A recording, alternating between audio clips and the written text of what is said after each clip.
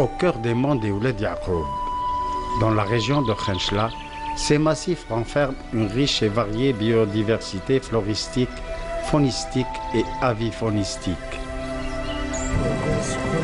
En compagnie de Ali, nous escaladons les pistes sillonnant les forêts de cèdres. Montagnard et fin connaisseur de ces vastes massifs, Ali plaide en faveur de meilleurs rapports entre riverains et forestiers locaux pour une meilleure gestion et préservation du riche patrimoine naturel dont dispose Ouled Yacoub. Nos aïeux vivaient en harmonie avec la nature. Ils étaient rationnels dans l'exploitation des forêts.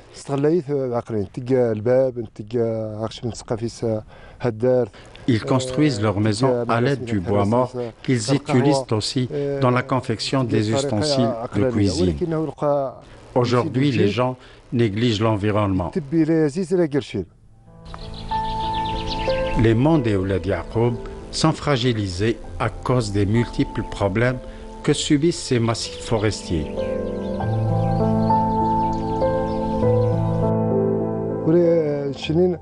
Il faut lutter contre les coupes illicites, le package et autres dégradations des forêts de cèdre. On insiste pour que ces forêts soient classées réserves de biosphère. Le respect de la nature signifie aussi une meilleure qualité de vie pour l'homme. Conscients des problèmes anthropiques qui pèsent sur les massifs forestiers des Ouled Yacoub, les riverains plaident davantage pour des actions citoyennes afin de préserver cet écosystème doté d'une riche biodiversité. Les forêts des Ouled Yacoub renferment d'importantes populations de cèdres de l'Atlas auxquelles s'associent d'autres espèces rares à rarissimes. Au niveau du flanc sud de Jbel Faraoun, qui culmine à plus de 2000 mètres d'altitude, des forestiers, en compagnie du parlementaire de Khenchla, Mohamed Bourakba, discutent des solutions concrètes pouvant aider à une meilleure préservation du patrimoine forestier des monts des Ouled Yacoub.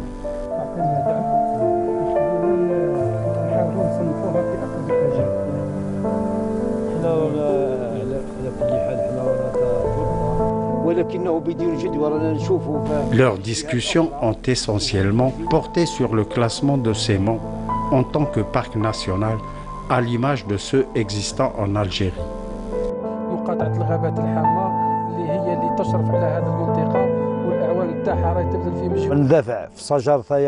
On plaide pour la préservation des forêts de cèdre.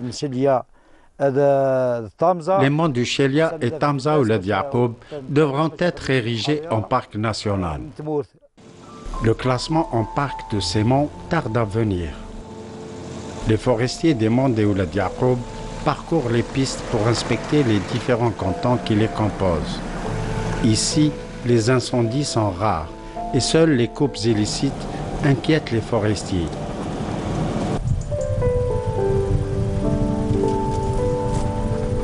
En plein massif forestier, de nombreuses prairies s'imposent. Nombre de ces mêmes prairies sont le fruit de défrichements dont certains remontent à l'époque coloniale. Cette grande forêt domaniale se présente sous de nombreux aspects. La forêt domaniale Ouled Yacoub, qui s'étend sur 27 300 hectares. Administrativement, c'est la commune de Tamza, circonscription des forêts El Hamma, la conservation des forêts Khenchla. Le district de la Sidri, c'est le district Chendgoma. Il s'étale sur 3326 hectares. Le flanc sud des monts des Ouled Yacoub est moins dense que celui du nord. Du côté de Jbel Bezzez et Chendgoma, la sécheresse en période estivale affecte énormément le couvert végétal et ralentit la croissance des essences existantes.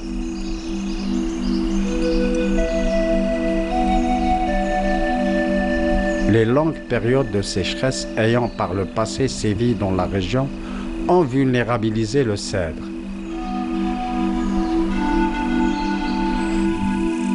Sur ce même flanc, les précipitations et les enneigements conséquents enregistrés ces dernières années ont pu permettre une bonne reprise du cèdre et son sous-bois.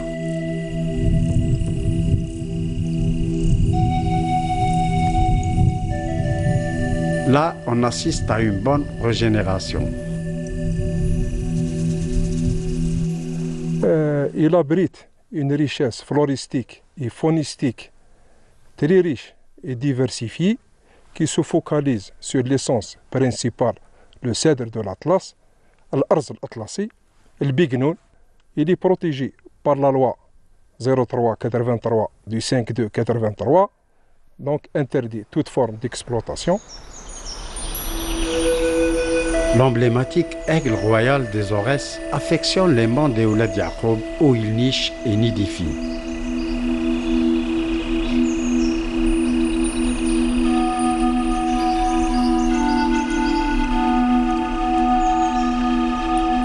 En haute altitude, le cèdre règne en maître absolu.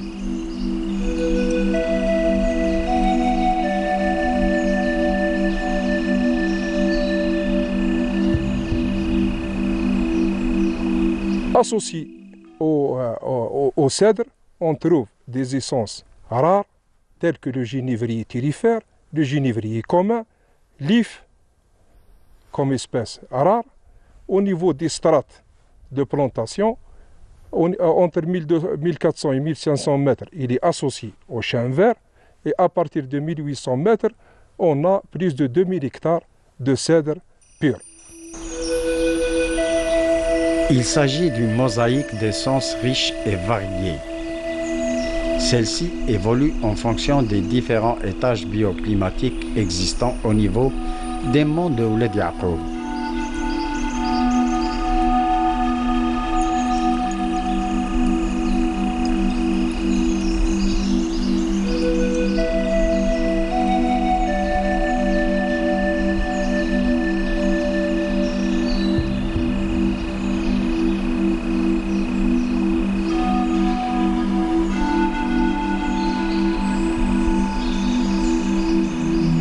De la haute altitude, le cèdre entame sa régression et cède la place à des feuillus comme le chêne vert.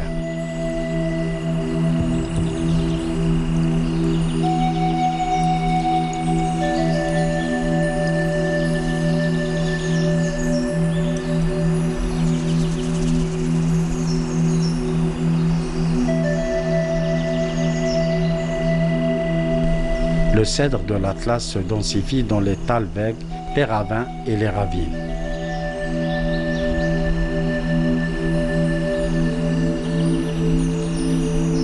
Dans les étages inférieurs des monts Ouled Yacoub, le cèdre partage ses immenses terrains avec le chêne vert et le genévrier oxycèdre. Certaines poches de Jbel Faraoun renferment le cèdre, l'if et le frêne.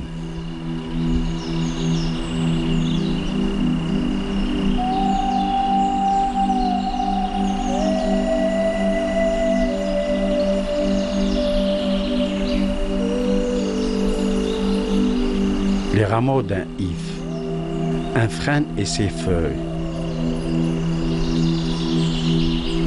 Cèdre, if et frêne s'associent le plus souvent dans ces étages moyens.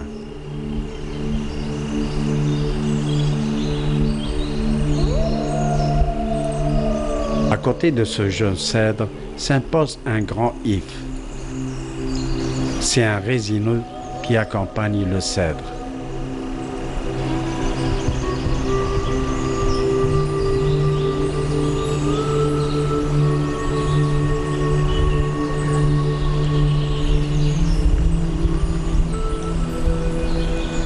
Les monts de la forêt Ouled Yacoub, c'est des sites pittoresques, d'une exceptionnelle beauté.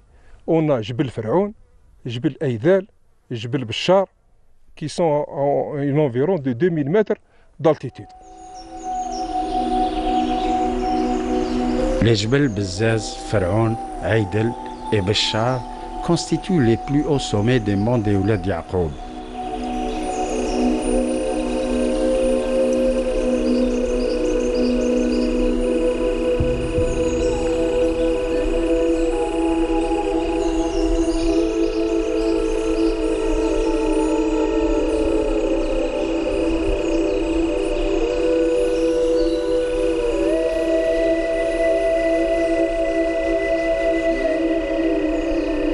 Dans ce décor montagneux, seul le mont Aïdel s'impose avec son altitude qui dépasse les 2100 mètres.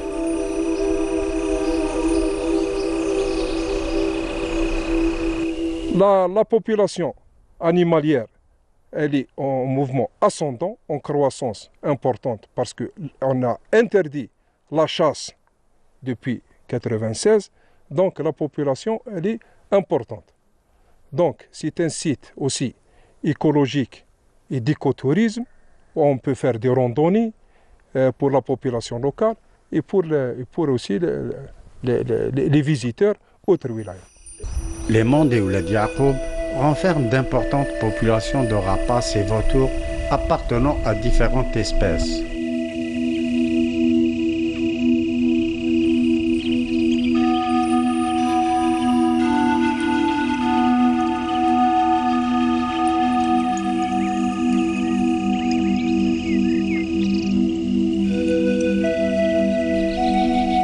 Cette avifaune fréquente les falaises abruptes de ces monts.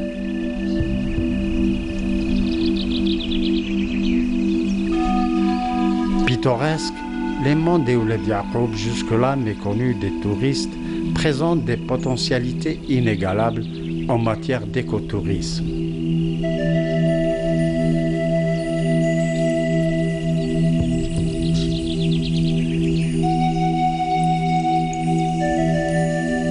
Préservés de la dégradation par l'activité de l'homme, ces mêmes massifs sont restés à l'état sauvage.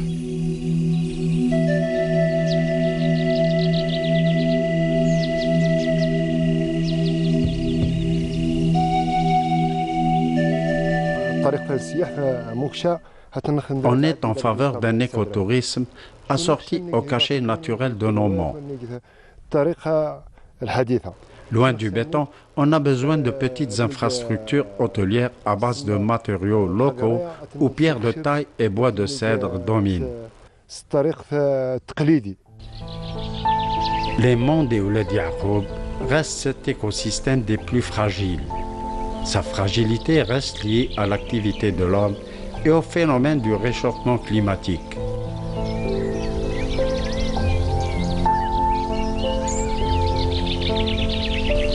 Certains riverains entretiennent des relations négatives avec ce milieu naturel.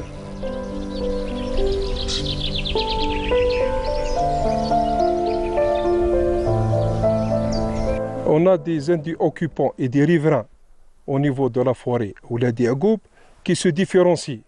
Il y a des riverains qui pratiquent l'agro-élevage et d'autres riverains qui interviennent directement dans la protection du patrimoine, de la cidrerie, au niveau des chantiers de débardage, vidange de bois mort, et d'autres chantiers aussi de reboisement et de repeuplement de ce patrimoine. Aussi, on a installé 3 comités de riverains d'alerte en cas d'incendie. Donc, c'est des partenaires directs de l'administration des forêts. Quand il y a un incendie, ils interviennent et ils alertent les agents et les cadres des forêts pour maîtriser. L'activité de nettoyage des forêts de Ouled Yacoub des bois morts est loin de connaître sa véritable vitesse de croisière.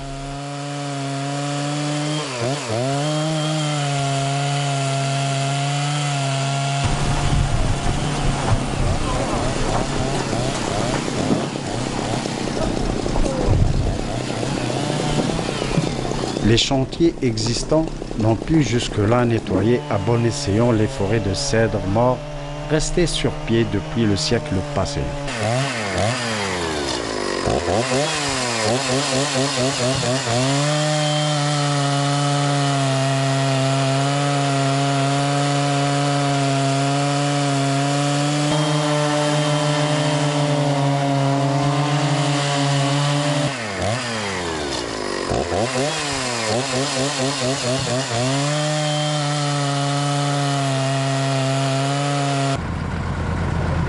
Le métier de bûcheron, malgré la mécanisation, s'appuie sur la main de l'homme.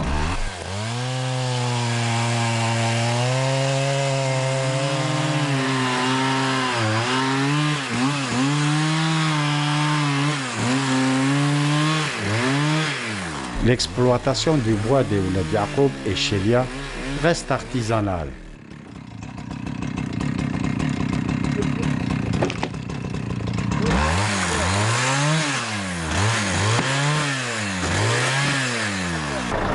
Les bois tirés des chantiers sont acheminés par camions entiers vers les ateliers de transformation.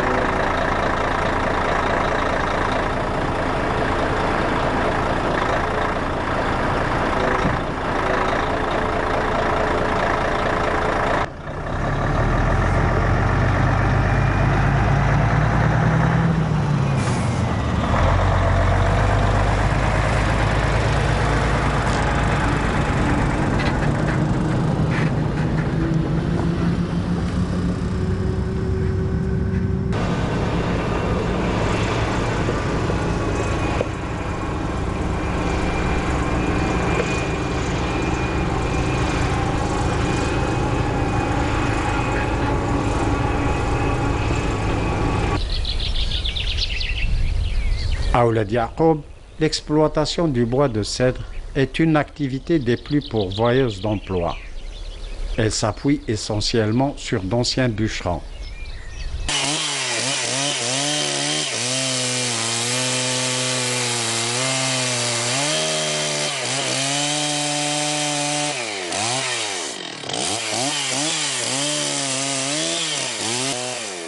Mohamed Ezzine est parmi ces bûcherons qui maîtrisent ce dur métier. Il connaît les massifs des Aurès comme sa poche. Il rase les cèdres bombardés au napalm par l'armée française lors de la guerre de libération nationale. Ici, on est en présence d'un bouquet ayant subi des bombardements. Malgré les bombes incendiaires, des cèdres sont encore debout. Mohamed Ezzine parle des affres des bombardements et leur impact sur la forêt de cèdre. Il montre l'irréversibilité des séquelles dues aux éclats des bombes et autres obus largués par l'aviation française qui visaient les moudjahidines. Les forêts furent détruites par ces bombardements, comme ce fut le cas de ce cèdre et ceux existant aux alentours immédiats. Plus d'un demi-siècle après ces bombardements, la forêt de cèdre tend à renaître de ses cendres. Aujourd'hui, celle-ci renferme de beaux cèdres ainsi que leurs sous-bois.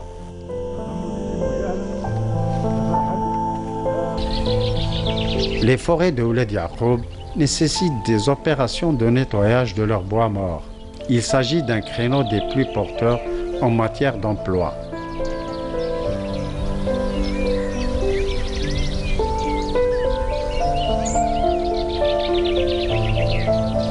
La main-d'œuvre spécialisée en la matière fait cruellement défaut à Khenchela. Le métier de bûcheron et ceux qui lui sont liés tendent à se perdre et ne trouvent plus aucun écho auprès des jeunes.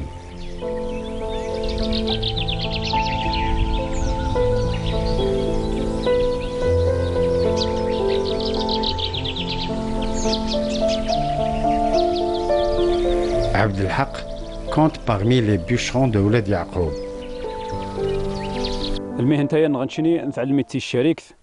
J'ai appris ce métier à la société Safa, l'actuel ERGR Aurès. Le RGR a contribué au nettoyage des forêts. On a appris le métier de bûcheron auprès des anciens qui l'exerçaient d'une manière parfaite et légale. Aujourd'hui, la jeunesse fuit les professions dures. Les jeunes sont en quête de métiers ne nécessitant pas d'efforts. Par contre, nous, on gagne notre vie au prix de dur labeur qu'exige le métier de bûcheron. Un métier des plus pénibles et des plus harassants. Les jeunes devront se frotter à nous pour assurer notre relève. On tient à transmettre aux autorités le message qui consiste à la formation des jeunes au métier de la forêt, notamment celui de bûcheron.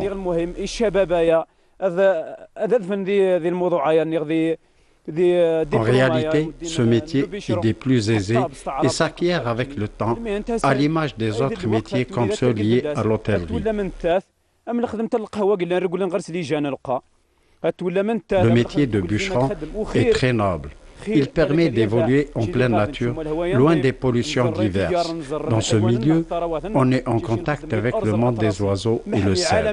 Le cèdre est noble. Il est mondialement protégé. Malheureusement, les jeunes fuient ces fabuleuses richesses dont on dispose. À qui devrons-nous transmettre notre savoir-faire si les jeunes le négligent? Les Aurès souffrent d'un déficit flagrant en matière d'effectifs des personnels travaillant au milieu forestier. On est loin d'avoir réussi à relever les anciens bataillons de bûcherons partis en retraite.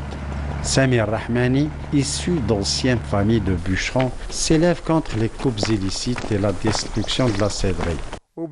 Nous avons hérité ce métier de nos aïeux. Jadis, les travaux de bûcherons consistaient surtout à la fabrication des outils liés aux travaux agricoles. Il s'agit surtout des ossatures de chariots et divers outils. On pratiquait également le charbonnage de bois mort à l'aide de couchettes en arabe ou irjin en chaoui.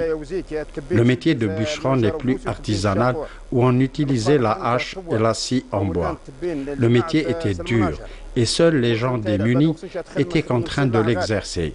Aujourd'hui, ce métier est largement mécanisé. On est contre l'exploitation anarchique des forêts.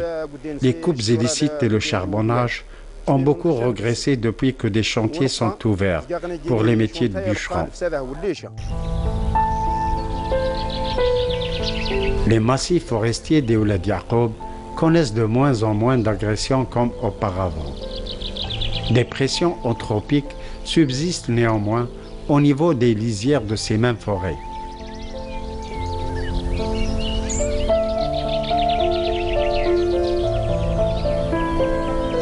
La cédrerie, elle connaît une menace et une agression anthropique, c'est-à-dire sous forme de coupes illicites des délinquants, qui sont carrément une mafia organisée qui dilapide ce patrimoine pour le vendre au marché parallèle. Hein.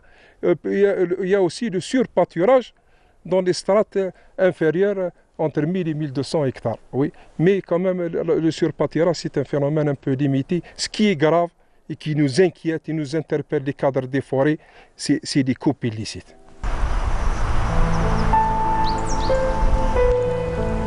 Les diverses pressions exercées sur les massifs forestiers des monts des Ouled Yacoub n'ont jusque-là pu être atténuées par les différents plans de gestion de ces forêts. Comment concilier ce riche patrimoine forestier avec les riverains?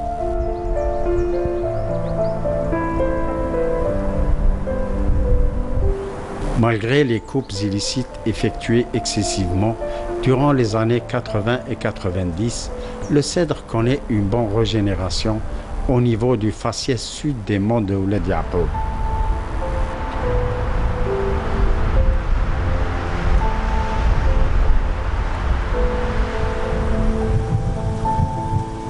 Ouled Yacoub reste vulnérable à cause aussi du réchauffement climatique.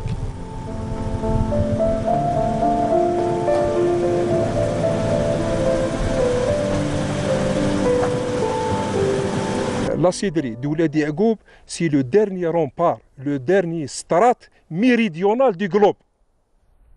Il ne se trouve nulle part ailleurs la poussée de la cédrerie. C'est pour ça que c'est une richesse qui dépasse les objectifs d'un parc national et qui relève de la biosphère mondiale.